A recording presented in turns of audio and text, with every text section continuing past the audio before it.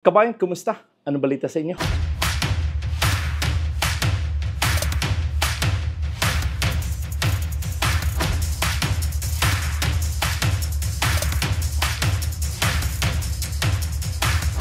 guys, meron naman tayong vlog dito nga sa ating channel at sana po ay makapagbigay sa inyo ng mga idea kung paano ba mag-apply dito nga sa Canada. At sana po ay panoorin nyo buo ito ating video dahil napakagandang opportunity ito kung kayo man ay mga qualify sa trabaho. Subalit kung hindi man ito para sa inyo, maraming paraan, maraming way kung saan kayo pwedeng mag-apply, no?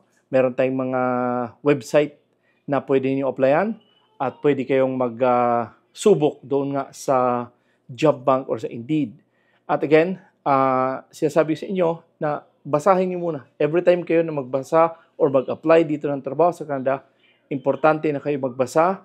Kung hindi man, mag-research kayo dahil napakagandang opportunity na inyong makita, no? Kasi kung hindi naman kayo nagre-research, hindi kayo nagbabasa, talagang subok lang kayo ng subok, talagang mahirapan kayo. Okay? Dahil nga sa kompetisyon dito sa Canada, alam kong maraming nagbo-vlog about trabaho sa Canada. Importante na kayo muna ay magbasa, tingnan nyo muna kung kayo ay qualify, ayusin yung mga resume kung kayo man ay mag-apply ng mga trabaho dito. Okay? So, but again, ito pong ating pag-usapan ngayon ay itong ang legit agency, no? Ang legit agency sa Pilipinas, sila po ay mayroon po silang mga listahan doon sa PUEA, no? At ito po sila ay talagang napakaraming mga tao na parating sa Canada, subalit wala nga lang dito sa Alberta na side, doon masyadong marami to sila napupunta sa Ontario, doon sa Quebec. So batagin sabi sa inyo na bagamat ito'y wala nga dito, itong mga, kung kayo man ay mga agency na nandito sa Calgary, kayo po yung mag-comment at sana po ay kayo ay aking ma-interview, ano? Ako po, guys, ay meron po akong ako po yung maglalagay ng mga vlog dito ng mga inspirational stories about buhay Canada para at least kayo ay magkaroon ng mga idea na talagang hindi ganun kasimple ang buhay sa Canada, no? At ito pong aking mga guest ay ito po sila yung mga nanggaling sa ano bang mga pinag-umpisahan nilang trabaho nung sila ay bago pa lang dito sa Canada at sila po ay naging successful dito sa Canada at yung iba ay may mga negosyo, yung iba naman ay mga nagtatrabaho. So again, sana po ay panoorin nyo yung ating mga posting dito sa ating YouTube at kung hindi pa kayo nakapag-subscribe, sana po ay makonsider i-like, i-subscribe at huwag nyo kalimutan lagi i-click ang notification para updated kayo tuwing meron akong ina-upload dito nga sa channel natin. At again, sabi sa inyo, ito pong mga legit agency, pwede ninyong puntahan sa DMW or pwede kayong pumunta sa PUEA dahil ito po ay nagpakalista doon sa mga government agencies, ano? So sana po ay makatulong man lang sa inyo kung paano mag-apply ng mga trabaho dito sa Canada. So batayin guys, ito pong ating pag-usapan ay ito pong isang trabaho sa papuntang Canada at ito po ay lalaki, no? Again, kung kayo man ay mga babae na naghanap ng mga trabaho, so subukan nyo lang yung ibang mga trabaho dito nga sa Job Bank at Indeed, no? So again, halika tingnan natin yung website ng iPAMS dahil ito po ay nasa iPAMS na trabaho. So ngayon guys, ito pong kanilang trabaho ay warehouse supervisor, no? Kung kayo man ay may mga sapat na qualification dito sa pagiging warehouse, then subukan niyo mag-apply dahil ito po ay napakagandang opportunity kung kayo man ay qualify dito. Again, ito po ang employer dito ay itong RM Recruitment International. Again, ang category dito ay technical work or others. And again, ito po ay natatagpuan dito nga sa Canada. At ito po ay matatapos sa October 31. Ang gender dito ay lalaki. Subalit siya sabi sa inyo na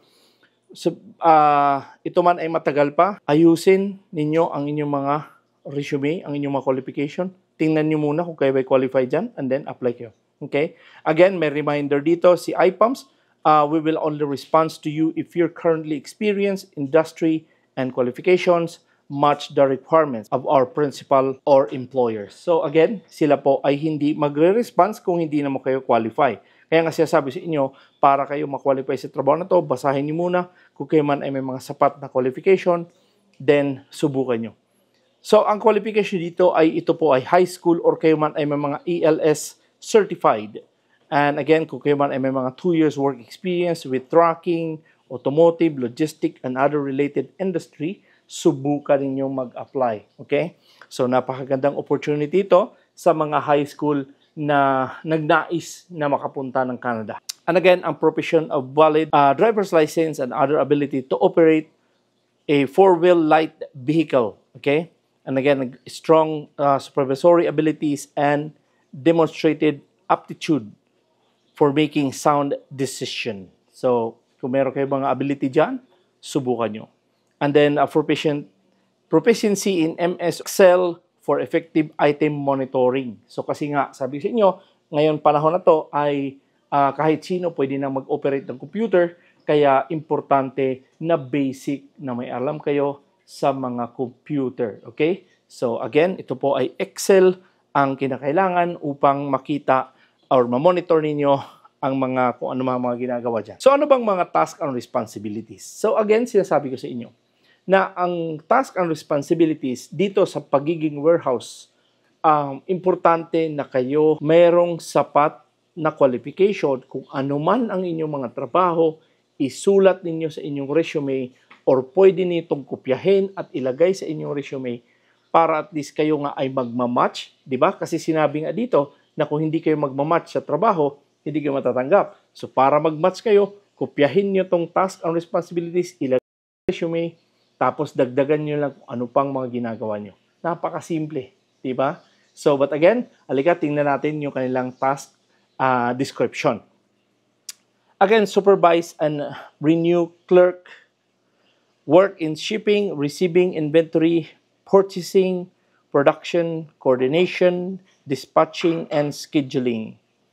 Ensure compliance with safety, security, and other regulatory standards, and contribute to other improvement. Resolve issues and complain, and implement corrective measures and process improvement. Train workers and requisition supplies and materials. Maintain and repair computer system, equipment, and machinery. Conduct performance review and occasionally perform the same duties as supervisor work. So again, ito po ay walang placement fee at pindutin nyo po yan. Apply na kayo dito sa IPAMS. Okay? So importante na sinasabi ko nga sa inyo, kayo ay magbasa upang alam ninyo kung kayo ba ay mayroon kayo sapat na experience at ilalagay ninyo sa inyong resume. Dahil napakalaking bagay po yan na kayo ay mag-apply ng ayon sa experience. Sinasabi ko sa inyo lagi yan dahil dito mahirap mag-apply or mahirap magtrabaho na wala kayong experience na gusto nyo lang mag-apply sa Canada dahil na sa para sa pamilya, gusto nyo mag-apply sa Canada para sa inyong mga anak na nag-aaral. No? Hindi po ganon. Importante na ang inyong pag-apply na ayon sa inyong experience, ang inyong pag-apply na talagang meron kayong sapat na qualification. Okay? So, but again, sinasabi ko sa iyo kanina na marami tayong website na pwede nyo puntahan, pwede nyo punta sa job bank at mag-research kayo dyan. Tingnan ninyo kung ano ang mga trabaho nyo hinahanap, andyan sa lugar na yan. Tapos punta naman kayo sa Indeed, ano bang mga hinahanap yung trabaho, i-search nyo lang dyan, ay lalabas na rin yan. Okay? So, but again, tuloy-tuloy nyo lang sa mga gusto at nagnais na pumunta ng Canada. Pwede kayong mag-cross country, babae o lalaki, pwede mag-apply dito sa Canada. Walang problema anong kasarian nyo, basta qualify kayo sa trabaho, pwede kayong mag-apply at pwede kayong makarating ng Canada.